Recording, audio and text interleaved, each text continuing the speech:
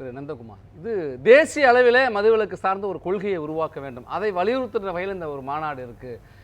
தேசிய கொள்கையை உருவாக்க வேண்டும் என்றால் மத்திய அரசினுடைய கவனம் பெற வேண்டும். மத்திய அரசு இதுக்கான எந்த எம்பிக்கள் போய் எந்த குரல் கொடுத்தாலும் நடவடிக்கை எடுக்கலை, அதுக்காக தான் இந்த மாநாடு அப்படிங்கிறாங்க. அண்ணன் திருமா அவர்கள் மேலே எனக்கு பெரிய மரியாதையும் மதிப்பும் உண்டு. நேற்று அவர் இந்த மாநாட்டை அறிவிக்கும் போது அவர் சொல்கிறாரு, திமுகவுக்கு பூரண மதுவிலக்கில் உடன்பாடு இருக்குது, அண்ணா திமுகவுக்கு உடன்பாடு இருக்குது, கம்யூனிஸ்டுகளுக்கு உடன்பாடு இருக்குது, எங்களுக்கும் உடன்பாடு இருக்குது. அப்போ எல்லாத்துக்குமே உடன்பாடு இருக்குன்னா கடையை சாத்த வேண்டியது யார்? டாஸ்மாக்னுடைய ஓனர் யார்? இவங்க எல்லாருமே இந்த ஆர்டிகல் 47 சொல்கிறாங்க. ஆர்டிகல் 47 என்ன சொல்லுது? டைரக்ட் பிரின்சிபல் ஆஃப் ஸ்டேட் பாலிசியில் வருது. அதில் ஸ்டேட்டுக்கு வந்து அத்தனை அதிகாரமும் இதனுடைய இம்போர்ட் பண்ணுறதுக்கோ ப்ரொடக்ஷன் பண்ணுறதுக்கோ சேல்ஸ் பண்ணுறதுக்கோ இதெல்லாம் கட்டுப்படுத்தணுங்கிறது மாநிலத்துக்கு அந்த அதிகாரம் கொடுத்துருக்காங்க. அப்போ பக்கத்திலே திரும்பி பார்த்தீங்கன்னா ஸ்டாலின் உட்கார்ந்துருக்காரு. ஒரு மாதத்துக்கு 30 நாள்னா 10 நாள் நீங்கள் வந்து முதல்வரை பார்க்குற அளவுக்கு இருக்கீங்க. அப்போ இந்த கடையை போட்டுறதுக்கு உண்டான பூட்டையும் சாவியும் வச்சிருக்கிறது ஸ்டாலின் ஐயா அவர்கள். அவரை நீங்கள் பக்கத்தில் வச்சுட்டு அவர்கிட்ட போய் ஐயா போய் கடையை சாத்துங்கன்னு சொல்லாமல் எல்லாத்துக்குமே உடன்பாடுன்றீங்க, எல்லா கட்சிக்கும் உடன்பாடுங்கிறீங்க. அப்புறம் ஏன் கடையை சாத்தாமல் இருக்கீங்க? அப்போ இது எவ்வளோ முன்னுக்கு பொன் முரணான ஒரு வாதமாக இருக்குது. அப்போ இது ஒரு பக்கம். அடுத்தது வந்து இன்னொரு ஒரு அபத்தமான பேச்சு, ஒரு வார்த்தை சொல்கிறார். என்ன சொல்கிறாருன்னா, தேர்தல் அரசியல் வேற, மக்களுடைய பிரச்சனைகளை சால்வ் பண்ணுறது வேறங்கிறார். ஒரு புது அரசியலுக்கான டெஃபினிஷன் கொடுத்திருக்காரு. எனக்கு ஒன்றும் புரியல. அப்ப எம்எல்ஏ எம்பிஏ மக்கள் வாக்களிச்சு தேர்ந்தெடுக்கிறது எதுக்கு? அவங்களுடைய வேலை என்ன? மக்களுடைய பிரச்சனையை தீர்க்கிறது அவங்களுடைய வேலை இல்லையா? அப்ப இது வந்து மக்களுடைய பிரச்சனையை போராட்டம் பண்ணி தான் நம்ம வந்து சால்வ் பண்ணணும் அப்படின்னா தேர்தல் அரசியல் எதுக்கு? அப்ப திருமாவளவன் அவர்கள் முதல்ல இருந்த மாதிரி இயக்கமாவே இருந்திருக்கலாமே. அப்ப இது எவ்வளவு பெரிய முன்னுக்கு பின் முரணான வார்க்கா இருக்கு இல்லையா? அடுத்தது, நீங்க கள்ளச்சாராய சாவை பத்தி நீங்க சொன்னீங்க. கள்ளச்சாராய சாவில் இவர் போய் எல்லாத்தையும் பார்க்குறாரு. எல்லா கிராமத்துக்கும் போயிட்டு ஒவ்வொரு கிராமமாக எந்தெந்த வீதிக்கு போனேன், எந்தெந்த சமூகத்தை சார்ந்தவங்க இருக்காங்க, யார் எத்தனை பேர் இறந்தாங்கிறத புதிதாக ஒரு பேட்டி கொடுக்குறாரு. அதை கொடுத்ததுக்கு அப்புறம் அவர் சொல்கிறார் ஒரு வார்த்தை, எங்கிட்ட சொன்னவங்க யாருமே வந்து கள்ளச்சாராயத்தை பற்றியே சொல்லலை ஐயா, எப்படியாவது டாஸ்மாக்கை மூடுங்கய்யா அப்படிங்கிறது தான் அவங்களுடைய வேண்டுகோளாக இருந்துச்சு, கள்ளச்சாராயத்தை பற்றி கூட பேசலைங்கிறார். அதை முன்னெடுத்து என்ன பண்ணுறாரு, இவர் வந்து ஒரு பெரிய லெவலில் ஒரு ஆர்ப்பாட்டம் வந்து அரேஞ்ச் பண்ணுறாரு விசிகால, ஒரு கண்டன ஆர்ப்பாட்டம். அந்த கண்டன ஆர்ப்பாட்டத்தில் சொல்றாரு, இல்லை இந்த டாஸ்மாக்கை வந்து நானும் வளர்ந்தறதுக்கு விட்டுட்டேன், கவனிக்காம விட்டுட்டேன், இதுக்கு நானும் ஒரு பொறுப்புங்கிறார். அந்த பொறுப்பு உணர்ந்து பேசுறாரு. ராயல் சல்யூட் டு திருமா அவர்கள். அடுத்தது வாட் நெக்ஸ்ட்? ஓகே, உங்களுடைய பொறுப்பு தெரிஞ்சிருச்சு, அக்கௌண்டபிலிட்டி என்னன்னு தெரிஞ்சிருச்சு, ரெஸ்பான்சிபிலிட்டி புரிஞ்சிருச்சு. வாட் நெக்ஸ்ட் அப்படிங்கும் போது பாலை எங்க தூக்கி போடுறாரு?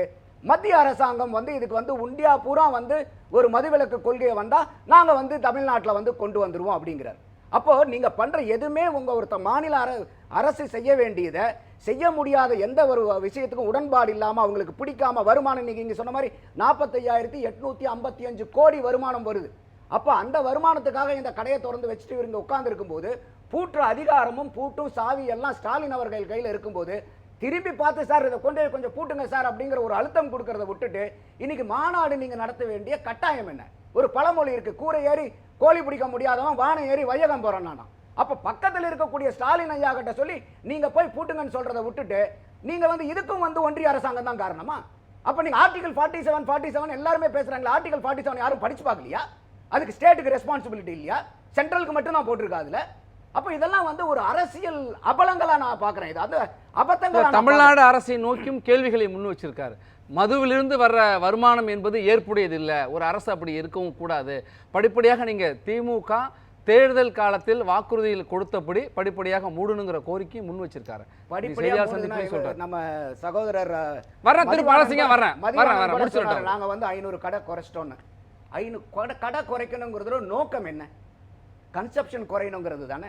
அப்ப கன்சப்ஷன் குறையாம எப்படி வந்து உங்களுக்கு 44,000 கோடி இருக்கிறது 45,855 கோடி எப்படி உயர்ந்தது?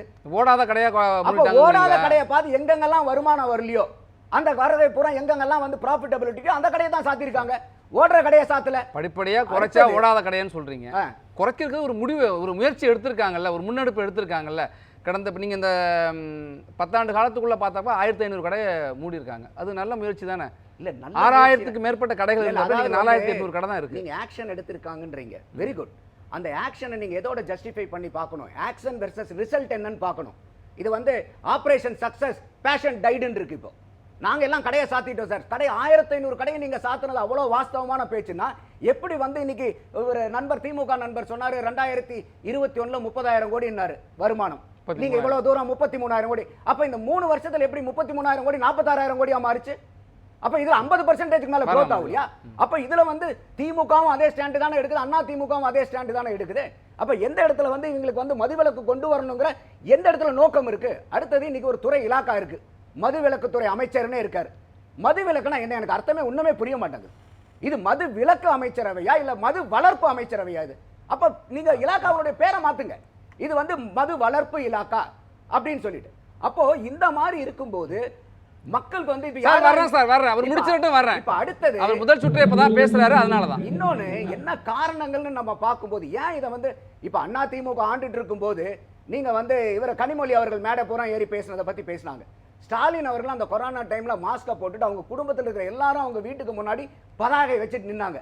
எதுக்காக அந்த பதாகை வச்சிருந்தாங்க? சரி, இப்ப மாநில அரசு எல்லாம் செய்யணும்னா நிறைய அதிகாரங்கள் மத்திய அரசு நோக்கி நீங்க நடைமுறைக்கு கொண்டு வர நிறைய முன்னெடுப்புகள் எடுக்கிறாங்க, முயற்சிகள் எடுக்கிறாங்கல்ல. இப்ப மத்திய அரசுக்கு எந்த பொறுப்புமே இல்லைங்கிறீங்களா? அதுல சார் நான் மத்திய அரசு பார்த்து கேட்கவே கூடாது. இது இப்போ ஒரு நீட்டுக்காக நீங்க பேசுறீங்க.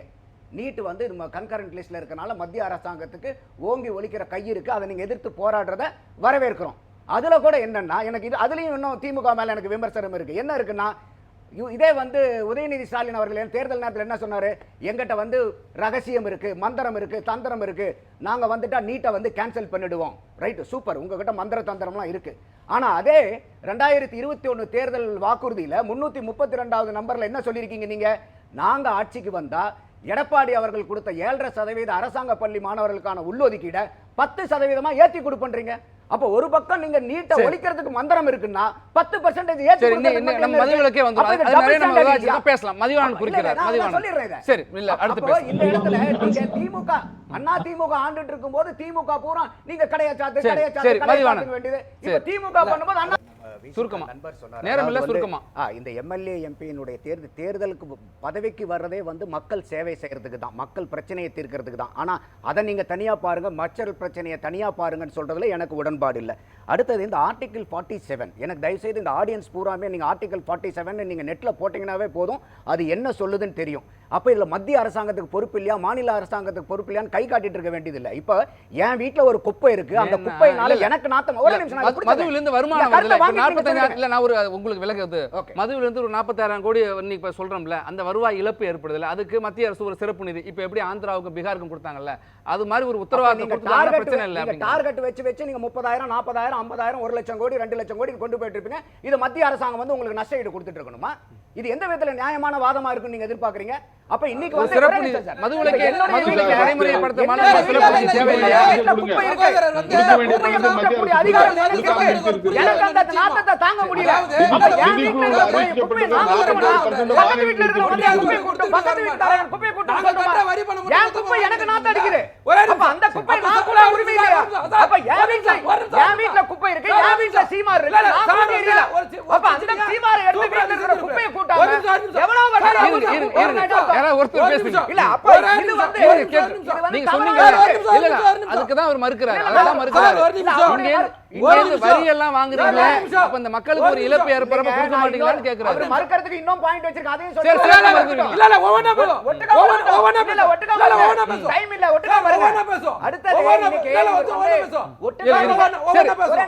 ஒவ்வொண்ணா சேர்த்தே சொல்லிடலாம். இருங்க, இது இந்த ஆர்டிகல் 47 இது. அடுத்தது இன்னைக்கு கடைகளை பூராமே less than 5% எந்தெந்த கடையில வந்து சொன்னதே திரும்ப சொல்றீங்க. சரி, இல்ல இல்ல ஒரு நிமிஷம் இருங்க. அடுத்து பிரச்சனை இன்னைக்கு இந்த 45,000 கோடி பிரச்சனை இல்ல.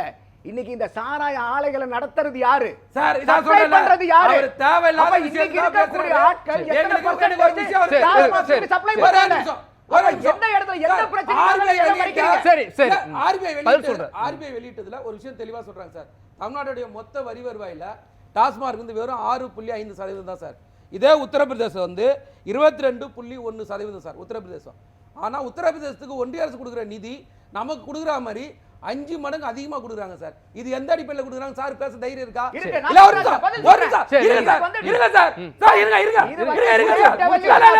நீங்க வரிசையா பேசுறீங்க, முடிச்சிரட்டும். அவர் என்கிட்ட பதில் கேளுங்க, நான் சொல்றேன். அப்புறம் சொல்லுங்க. நான் வர்றேன், நேரா வரப்ப வர்றேன். அப்புறம் சொல்லுங்க. சரி, பதில் என்கிட்ட இருக்கு, நான் சொல்றேன். நீங்க அப்புறம் சொல்லுங்க. அவங்கள அதாவது என்ன கொடுத்துனே இருப்பாங்களான்னு கேக்குறாரு. வரி நாங்க கட்டுறோம்ல, எவ்வளவு கட்டுறோம்?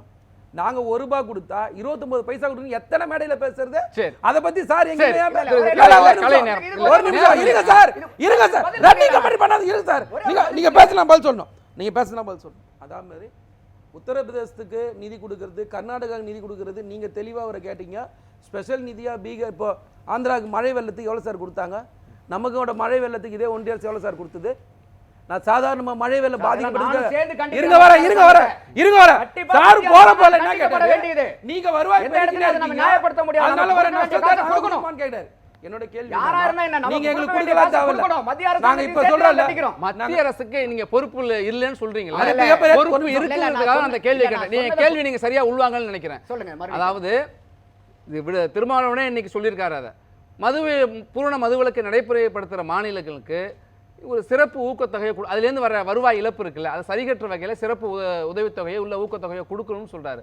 அதை ஏன் நீங்க கொடுக்கணும்னு கேட்குறீங்க? அதுதான் தவறுங்கிறேன். அதுதான் தவறுங்க. இப்போ இது வரதுக்கு பூரா இந்த டாஸ்மாக்குல வரக்கூடிய வரி பூரா தமிழ்நாட்டுக்கான வருமானம் ஒரு மாநிலம் சார். இந்த மாநிலத்தில் மக்களுக்கு ஒரு வருவாய் குறையுது சார். திட்டங்களை செயல்படுத்தணும் சார். நிதி குறையுது. நிதி கொடுக்க வேண்டியதான் சார் மத்திய அரசு பொறுப்பு. வேற எதுக்கு மத்திய அரசு ஒத்துக்கக்கூடிய வாதமாவே வச்சுக்கலாம். அப்ப இன்னைக்கு திமுக என்ன வாதத்தை வச்சிருக்கணும்? நாங்க இன்னைக்கே நாங்க முதல்ல சொன்ன மாதிரி நாங்க டாஸ்மாக மூடுறோம், எங்களுக்கு இத்தனை ஆயிரம் கோடி நஷ்ட ஈடு வருது, இதை நீங்க கொடுக்கறதுக்கு ரெடியா இருந்தீங்கன்னா நாங்க டாஸ்மாக மூடுறோம். இன்னைக்கு வரைக்கும் திமுக இருந்து வார்த்தை வந்திருக்கா? அது வந்திருந்துச்சுன்னா இன்னைக்கு இவர் சொல்லக்கூடிய வாதம் கலை ரொம்ப நேரமா வருவாய் பத்தி பேச அவர் தயாராவே இல்ல.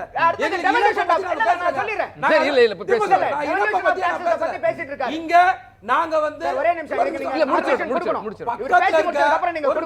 நீங்க ரெண்டு பேருமே பேசிட்டு இருக்க முடியாது. ஐந்து கருத்தாளர்கள் ரெண்டு பேர் மட்டுமே பேச முடியாது. உங்க ரெண்டு பேருக்கு நடுவுல உங்களே பார்த்துக்கிட்டே இருக்கு. கலை ரொம்ப நேரமா இருக்கு. அண்டை மாநிலங்கள பூர்ண மதுவிலக்கு கொண்டு வர முடியாதுன்னு பல கட்டத்துல நாங்க பேசிட்டு இருக்கோம். சரி.